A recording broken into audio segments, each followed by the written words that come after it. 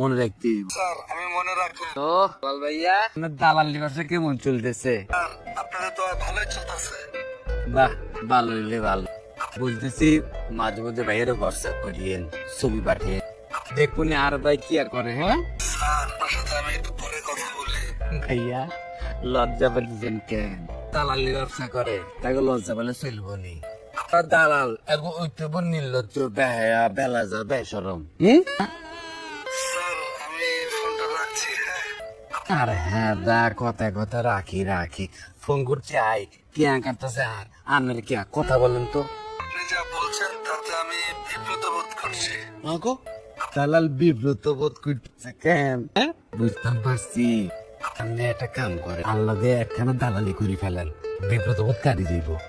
আমি আপনাকে পরে ফোন দেবো।